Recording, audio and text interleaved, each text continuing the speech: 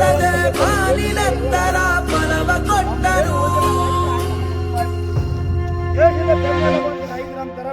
ಅನ್ನದಾತ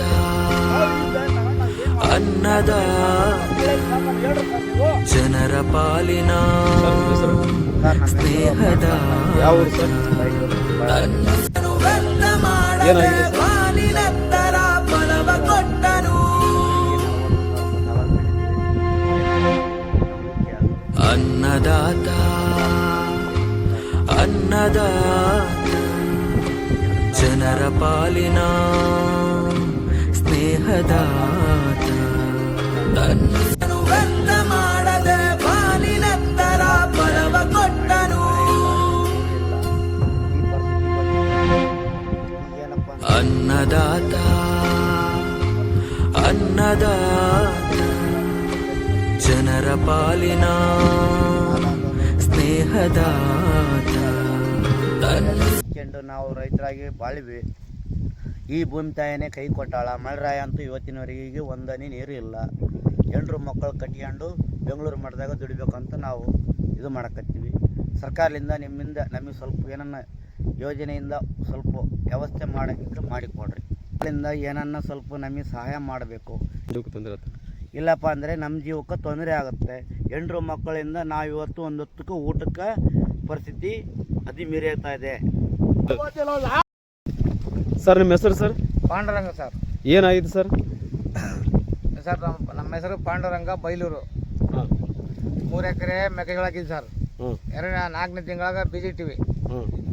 ಅವಾಗ ಒಂದು ಮಳೆ ಬಂತು. ಮಳೆ ಬಂದರೆ ಅದೇ ಮಳೆಗೆ ಆತಂತಂದು ನಾವು ಹೆಂಡ್ರು ಮಕ್ಕಳೆಲ್ಲ ಅದರಿಂದ ಜೀವನ ನಮಗೆ. ಇವಾಗೆಲ್ಲ ಮಳೆ ಇಲ್ಲ, ಯಾವುದಿಲ್ಲ. ಅದರಿಂದ 3 ಎಕರೆ ಜಮೀನು ಒಣಗೈತೈತೆ. ಸರ್ ನಿಮ್ಮ ಹೆಸರು? ಪಾಂಡುರಂಗ. ಯಾವ ಊರು ಸರ್? ಬೈಲೂರು. ಬೈಲೂರು ಸರ್. ಏನಾಗಿದೆ ಸರ್ ಸಮಸ್ಯೆ? ಏನಾಗಿದೆ ಸರ್? 3 ಎಕರೆ ಮೆಕ್ಕೆಜೋಳ ಐತಿ ಸರ್. 3 ಎಕರೆ ಮೆಕ್ಕೆಜೋಳ ಇಟ್ಟರೆ 2ನೇ ದಿನ 4ನೇ ದಿನ ಮಳೆ ಬಂತು. ಆವಾಗ ಆ ಟೈಮ್ನಾಗ 5-6 ಜನ ಆಯಿತು. ಈ ದಿನ ಆಯಿತು, ಮಳೆ ಇಲ್ಲ. ಎಲ್ಲ ಬೋಟು ಎಲ್ಲ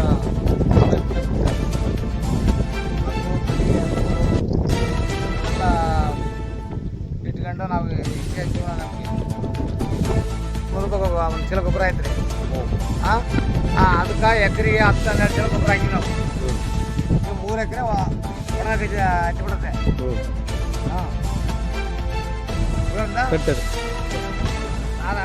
ಅಲ್ಲೆಲ್ಲಿದ್ದ ನಮಗೆ ಸರ್ಕಾರದಿಂದ ಪರಿಹಾರ ಸಿಗಬೇಕು, ನಮಗೆ ಕೊಡಬೇಕು.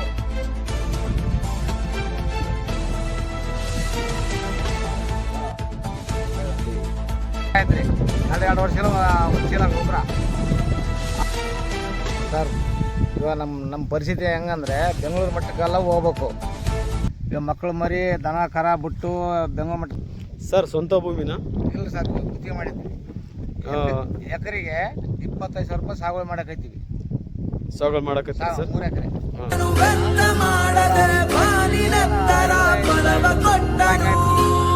5 ಲಕ್ಷ ಬಾಕಿ ಆಗಿದೆ. ಅದ್ರ ಪರಿಹಾರ ಅನ್ನದಾತ ಅನ್ನದಾತ ಜನರ ಪಾಲಿನ ಏನು ಸಮಸ್ಯೆ ಆಯ್ತು ಸರ್? ಸ್ನೇಹದಾತ ತನ್ನುಸಿರ ಬೇಯಿಸಿ ಉಸಿರು ಕೊಟ್ಟನು. ಬಿಸಿಲು ಮಳೆಗೆ ತನ್ನ ಜೀವ